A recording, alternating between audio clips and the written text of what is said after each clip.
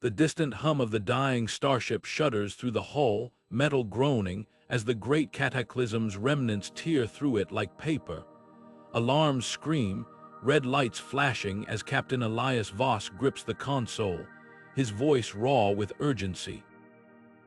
Seal the breaches, move now. His crew stumbles through the smoke, their faces streaked with sweat and soot. One of them, a young engineer named Wren, clutches a flickering data pad. "Captain, the core's destabilizing. We've got minutes." Elias doesn't hesitate. "Abandon ship, pods only. If we don't make it to the Ark, humanity dies with us." The last thing they hear is the ship's spine snapping before the explosion swallows everything, leaving them spinning into the silent, starless dark. Somewhere in the void, a single escape pod drifts, its occupants unconscious or worse, but the Ark is still out there and the clock is ticking. The silence of the void is shattered by a sharp gasp as Wren jerks awake, his head throbbing. The escape pod's emergency lights cast eerie shadows over the others: Captain Elias, the medic Lyra, and the pilot Jax, all stirring back to consciousness. Outside the cracked viewport, the skeletal remains of a shattered space station loom, its broken hull spinning lazily around a dead star. Jax groans, rubbing his temple. "Where the hell are we?"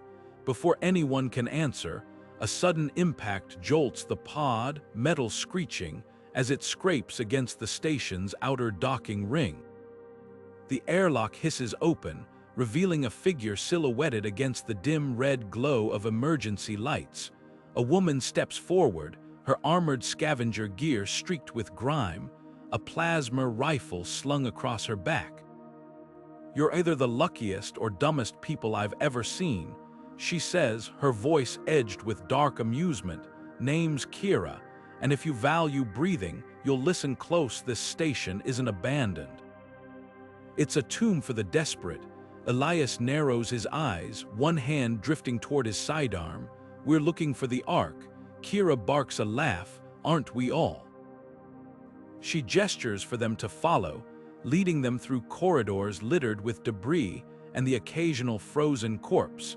The walls hum with the strained whine of failing systems, gravity flickering underfoot like a bad joke. Lyra pauses at a shattered terminal, its screen flickering with fragmented logs. She squints at the text. There's mention of a colony ship, something called the Dawn's Edge. It was supposed to carry survivors to a habitable system.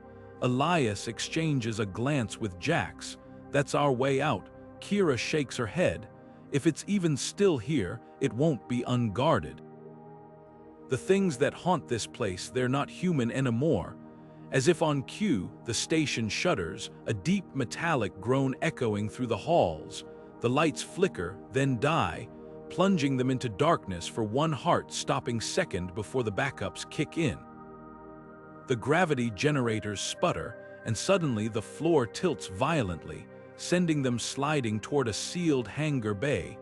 Wren grabs a pipe jutting from the wall, his grip slipping. "We're not alone down here." The warning comes too late. A distant screech tears through the silence, something moving in the shadows. Kira curses, yanking her rifle free. "Run now." The bay doors creak open just enough to squeeze through, but what waits inside isn't salvation. It's another kind of hell. The hangar is a graveyard of derelict ships, their hulls scarred by the Cataclysm's wrath. And between them, figures stir twisted, half-seen shapes that don't move right, don't breathe right. Jax swallows hard, weapons hot, because the station might be dying, but the things inside it, they're very much alive and hungry. The air inside the hangar is thick with the scent of scorched metal, and something far worse, something organic, decayed. As the survivors press deeper into the graveyard of ships, their boots crunch over shattered glass and brittle bones. The wreckage tells its own grim story, hulls torn open like gutted animals, control panels blackened by fire, and here and there, the occasional frozen corpse still strapped into a pilot's chair. Elias runs a hand along the jagged edge of a broken bulkhead, his voice low. Whatever hit this place didn't just kill it, it changed it. Then the comms crackle to life, a voice warped beyond recognition hissing through static. They're not dead, they're evolving. The words hang in the air, too sharp to ignore. Lyra's breath hitches as she adjusts her scanner. Radiation levels are off the charts. If anything's still alive in here, it won't be anything we recognize. No sooner does she speak than movement flickers at the edge of their vision, shadows detaching from shadows. Figures emerge from the wreckage, their limbs too long, their movements jerky and wrong. Their skin is mottled, stretched tight over bones that seem to shift under the surface. One turns its head, and the way its jaw unhinges is nothing human. Jax doesn't wait for orders. He fires, the plasma round tearing through the nearest creature in a burst of sickly green light. It shrieks, a sound that sets teeth on edge, and then they're all moving at once. Kira barks commands, her rifle spitting fire as she backs toward a half-crushed shuttle. That one's got engines still hot, move. The things don't go down easy. Bullets tear chunks from them, but they keep coming, scrambling over debris with unnatural speed. Ren grabs Lyra's arm, hauling her over a collapsed beam as one of the creatures lunges, its claws scraping his armor. Elias covers their retreat, his sidearm blazing, but there are too many. The hangar echoes with snarls and gunfire, the air acrid with smoke. They reach the shuttle just as the station groans around them, a deep, shuddering vibration that sends cracks racing up the walls. The gravity generators finally give out, and for a heart-stopping moment, everything floats wreckage, bodies, the things still clawing toward them. Jax slams his palm against the shuttle's access panel, the door hissing shut just as one of the creatures throws itself against the hull. Its face presses to the viewport, eyes black and endless, before the engines roar to life and the force of takeoff tears it away. The last thing they see as the shuttle hurtles into the void is the station collapsing in on itself, a slow, silent implosion that swallows the horrors within. No one speaks, there's nothing left to say. The comms flicker again, this time with a signal that isn't distorted, a distress beacon, weak but steady. Jax exhales, his hands steady on the controls. The Ark's still out there, and if we don't dock in the next 10 minutes, we're all space dust. The shuttle banks hard, the black holes pull already gnawing at their trajectory. Somewhere ahead, salvation waits, if they can reach it in time. The shuttle shudders violently as it streaks through the void, its damaged hull groaning under the strain. The faint distress beacon pulses like a dying heartbeat on their screens, humanity's last hope. The Ark is still out there, but hope is a fragile thing. Jax grips the controls, his knuckles white, as the shuttle's navigation system flickers in and out. That black hole's pulling us in faster than I can compensate, he mutters, teeth clenched. 10 minutes, that's all we've got before we're just more debris in the dark. Lyra leans over his shoulder, her fingers flying across the auxiliary console. I'm rerouting power to thrusters, but it's like pouring water into a cracked cup. We're losing fuel fast. The Ark looms larger on the viewscreen, its massive frame silhouetted against the swirling maw of the black hole. What was once a gleaming symbol of survival now looks like a corpse picked clean by scavengers, its docking bay mangled, its hull pockmarked with breaches. The airlock door hangs half open, twisted metal scraping against metal like a death rattle. Elias braces himself against the bulkhead as the shuttle lurches. No time for finesse, we're going in hard. Kira checks her rifle, her face grim, assuming that thing doesn't tear us apart on entry. The shuttle's alarms blare as they cross the threshold. the gravitational pull of the black hole warping their trajectory. Jax doesn't flinch. He angles the nose of the shuttle toward the gaping maw of the docking bay, firing reverse thrusters at the last second to slow their descent. It's not enough. The impact rattles bones. The shuttle skids across the bay floor, sparks flying as it grinds to a halt against a crumpled cargo container. For a heartbeat, there's silence.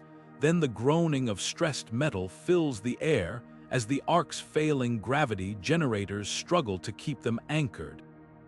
Ren is the first to unbuckle, his voice tight. "We're not safe yet. That airlock won't hold long." Outside the viewscreen, the black hole's event horizon churns, its pull already dragging loose debris back into the void. The survivors exchange glances, no celebration, no relief, just the unspoken understanding that their race against time isn't over, it's only just begun. As they scramble for the shuttle's exit, the Ark's corridors stretch ahead, dark and silent. Somewhere in its depths, answers wait, and if they're lucky, a way to outrun the end of everything. But luck has a way of running thin when you're this close to oblivion. The airlock hisses open, and the survivors step into the Ark's dimly lit corridors, their boots echoing against the metal grating. The scent of stale air and burnt wiring hangs thick, a grim reminder that this place is barely holding together, but they're not alone. A voice crackles over the intercom, sharp and commanding. "Identify yourselves." Before Elias can respond, the muzzle of a rifle presses into his back. From the shadows, figures emerge, gaunt faces, hardened eyes, their uniforms patched and frayed. At their head stands Commander Hale, her posture rigid, her gaze calculating. "You shouldn't be here," she says, her voice devoid of warmth. "Resources are finite. Only the strong survive." Kira's grip tightens on her weapon, but Elias raises a hand, signaling caution. "We're not here to fight, we're here to survive, just like you." Hale's lips curl into a humorless smile. Survival isn't a team sport. With a flick of her wrist, her soldiers level their weapons. Eject them now. The standoff stretches, seconds feeling like hours, then chaos. A distant explosion rocks the Ark, and the lights flicker violently. Alarms wail as the life support console behind Hale erupts in sparks. Someone shouts, "Sabotage!" The air grows thin, and the temperature plummets. Ren lunges for the nearest panel, his fingers flying across the controls. Someone rerouted the oxygen supply. "We've got minutes before we suffocate." Hale's composure cracks for the first time, her eyes darting to her own crew. Who did this? The answer comes too late. A figure in Hale's ranks steps forward, a face Elias recognizes too well. It's Vera, the Ark's former engineer, her expression cold with resolve. "You are never going to share," she spits, "so I made sure no one gets anything." The Ark groans around them, another system failing. Hale's jaw clenches. "Fix it or we all die." For a heartbeat, no one moves. Then Elias meets Hale's gaze. "Call off your soldiers, we work together, or we don't work at all." The silence that follows is heavier than the void outside. Finally, Hale gives a stiff nod, but trust is a fragile thing, especially when the air is running out. As the survivors scramble to undo Vera's sabotage, the Ark continues its slow death spiral toward the black hole. Every second counts, every breath could be their last. And somewhere in the shadows, Vera watches, her betrayal only the first move in a game where the stakes are extinction itself. The Ark shudders violently as the black hole's gravity claws at its hull, metal groaning under the strain. Time is slipping away, and the survivors know this is their final chance. Elias barks orders over the chaos, his voice steady despite the desperation in his eyes. "Ren, divert all power to the reactor." Kira, Seal the lower decks if this fails. We can't let the breach take us all.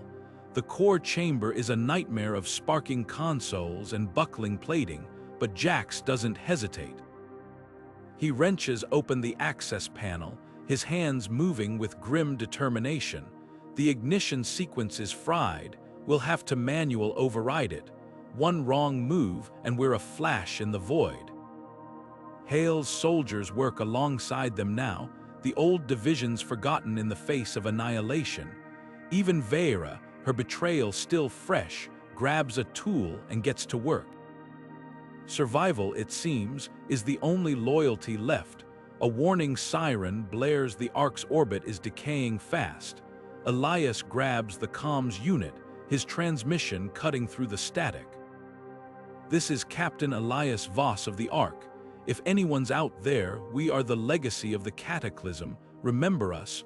The words hang in the air, a fragile hope cast into the darkness. Then light, the reactor roars to life, a blue-white flare erupting from the core. The Ark lurches, straining against the black hole's grip. For a heart-stopping moment, it seems impossible. Then, inch by agonizing inch, the ship pulls free, its engines screaming in protest. The crew staggers, bracing against the sudden surge of acceleration, their cheers drowned by the deafening hum of escaping gravity. But the victory is fragile, the Ark is battered, its systems barely holding together. As the survivors catch their breath, a new sound cuts through the silence, a faint, repeating signal on the comms. Someone else is out there, another voice in the void. The audiobook ends on that whisper of hope, a reminder that even in the darkest reaches of space, humanity endures. If you enjoyed this journey through the aftermath of the Great Cataclysm, don't forget to like and subscribe for more gripping post-apocalyptic tales. Hit the notification bell so you never miss an adventure, and tell us in the comments what would you have done to survive on the Ark.